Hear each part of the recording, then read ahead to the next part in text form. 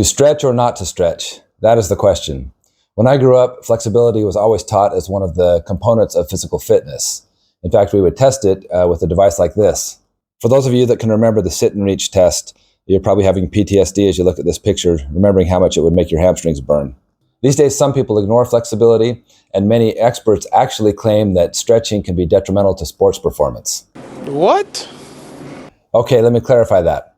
Holding a static stretch before an event stretches muscle fibers so they don't contract with as much power, and it can limit your force output. This can especially have a negative impact on a high-intensity short activity like sprinting, hurdling, powerlifting, shot put, things like that. That's one reason you'll see many athletes opting for dynamic stretches. They're more ballistic movements, they're bouncing, that sort of thing as they're getting ready for an event. I've always had bad posture, muscle imbalances, and poor flexibility. In fact, I kind of relate to Shaggy from Scooby-Doo. I'm so inflexible that when I'm lying on my back, I can't even bring my knuckles to the floor in this position. Fortunately, it's possible to strengthen weak muscles with corrective exercises and with stretching. Usually when we're talking about flexibility, sports like martial arts, dancing, diving, and gymnastics come to mind.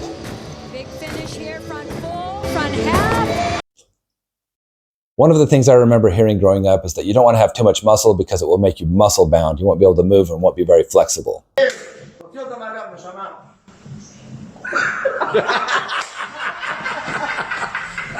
In fact, I heard a story that when Arnold Schwarzenegger was filming Conan the Barbarian, he actually had to decrease the size of his arms because he couldn't move the sword around properly for what they wanted him to do.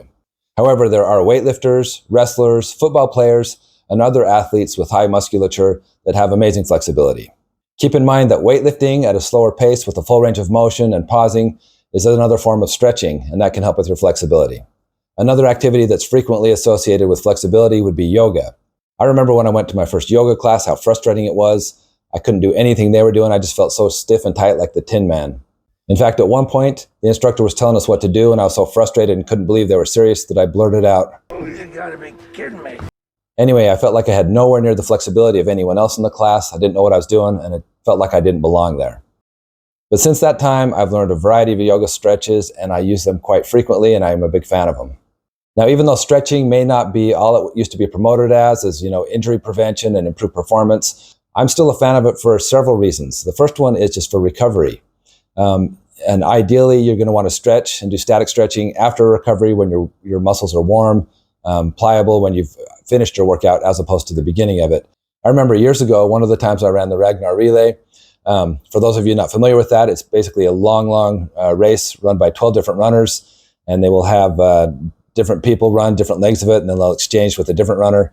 And so I had finished up like a 5 or 6 mile run, and my team was there, handed it off to the next person, and then I hop in a minivan, my knees up in my chest, crammed in there with a bunch of people, drove for 15, 20 minutes to the next point, and when I got out, I couldn't even walk because I didn't stretch and recuperate after exercising and just in that tight position. So that's obviously one area where stretching is beneficial after sports performance. Now, a lot of times before exercising or before an athletic event, I'll still stretch a little. And the reason I do that, the main reason is for body awareness, to help me mentally prepare, to visualize, to get that mind-muscle connection. And so I think there's some benefits to it aside from just the physical benefits. And then the third one, which I think is really beneficial, is to stretch before you go to sleep. If I'll do a good stretching session before I go to bed, my muscles will be so much more loose and relaxed. I'll sleep so much better than if I don't. One of my biggest concerns at my age is losing joint mobility. Now, if you're under 30, that's probably not an issue or a concern for you. But trust me, as you get older, the phrase use it or lose it is so true. I'm sure you've seen elderly people who are hunched over, can't even stand up straight anymore. There could be a lot of reasons for that, but definitely lack of flexibility, lack of motion contributes to that significantly. If you look at footage of elite runners, it's amazing their joint mobility and the range of motion they have. That's one thing that makes them so efficient and effective. When I see video footage of myself running, I'm always just shocked. It doesn't even look like I'm lifting my feet off the ground. It looks like I'm just shuffling. Every day I'm shuffling. So when it comes to flexibility, don't panic if you can't put your leg behind your head like some super flexible people. But if you're having a hard time doing regular daily tasks, things that used to be simple for you to do, then you might consider a stretching routine. Remember, there are many different forms of stretching. There's a time and a place for it, especially as you age, to keep you limber, flexible, and mobile. But most of all, remember to keep moving your body. A sedentary lifestyle is the enemy. Join me next week for another video. Yes, I'm going to keep making them. I can do this all day.